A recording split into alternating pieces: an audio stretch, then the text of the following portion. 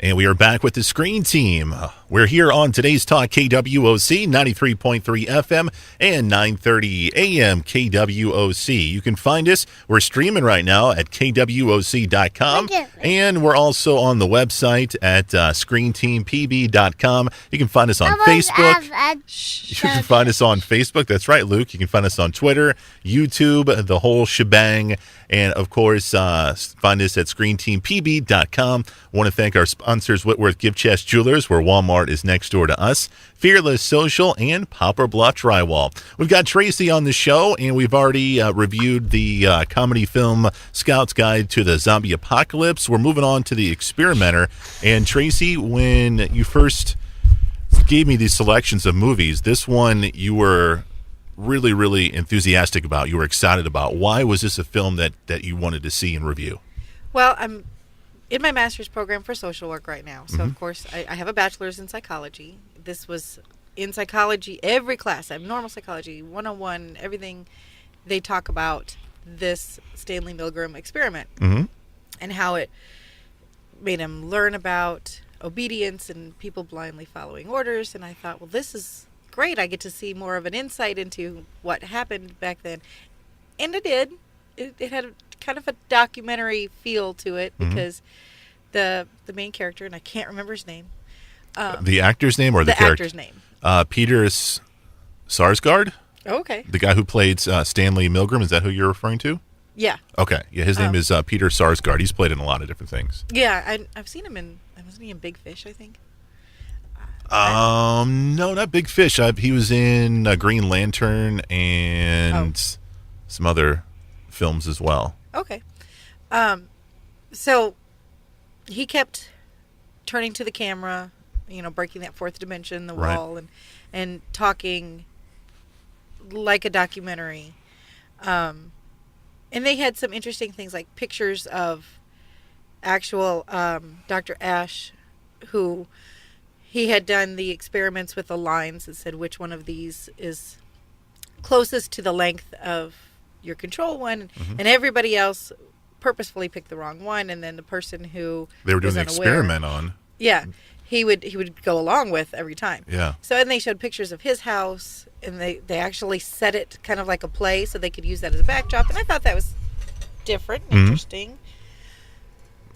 But overall, the movie did not live up to my expectations. It was very, very slow. It was very, there wasn't a lot of drama. It was almost like you were watching the experiment happening along with our characters, Right. It seemed, it wasn't intended for, entertainment purposes to me. It seemed like you were just more of an educational film. That could have been played in a psych class. Yeah. That the main experiment they were doing I thought was very, very interesting. You have two subjects, but one of the subject is a plant, and they're doing electric shock supposedly on the plant. And the guy who they're doing the experiment on, he's screaming and yelling and saying, "Stop, stop, stop." And the guy that they're actually doing the experiment on, the one who's giving the shocks, they're seeing how far he can go, even though the other guy's saying, "Stop, stop, stop, stop, stop." But he's getting orders from somebody else to keep on going with the experiment. I thought, that was just very informal, and it just shows you how human nature is. You don't want to upset the guy who's giving you the orders, but you could be killing the guy in the other room, right? And we are taught in the psychology classes that the guy in the lab coat was instructed to be very neutral and just say the experiment requires you to continue. You cannot stop. Yeah. But very calm. There's no general ordering, barking orders at you or trying to get any kind of emotional response. It's just do what I told you. Yeah. You agreed to this, now you have to finish it. And I thought there was a lot of implications. They showed that they got paid beforehand. They had to sign for the receipt, and a lot of those things that are taught in psychology that gets them to do what you want more. They've signed this document, so now they're more inclined to have to do what they are told to do. Sabrina asked me this when we were watching the film, and she was like, would you keep on going if you were the person giving the shocks? And I was like, I'd probably I'd probably stop, but I would go really, really far. You know, what would everybody thought they would stop. Yeah. And What do you think you would do? I would like to say I would stop, but I remember times that I've, in different areas of my career, been told to do things I didn't agree with, and I went ahead and did them. So I don't know. But was it causing a person physical harm, or to your knowledge? That's the difference there. I mean, there's one thing of doing something because your boss tells you to, and then there's another because your boss tells you to inflict pain on somebody. Yeah, that's a difference. Whole another ballpark. Yeah, I mean that's like being on the playground and this kid going, "Hey, hit him! If you want to be in our group, you got to hit that guy." That's the kind of stuff that is to me more likely to happen in real life. I'm a sheep. You are a sheep. That's okay. It talks about how, and I thought that was important that they talked about the trial of the Nazi guy. I can't remember what his name was. Yeah, that was an interesting kind of tie-in as well. He was saying the exact same thing that the experiment was doing. That these guys told me to do this to the Jewish people, and it's kind of like, like maybe it wasn't quite his fault. Yeah, as much as everybody thought. Well, it's a way to cop out from taking responsibility for your actions. Yeah, they didn't hold your hand over the fire and say burn yourself. You did it. True. Yeah, this movie, if it does anything, it makes you think.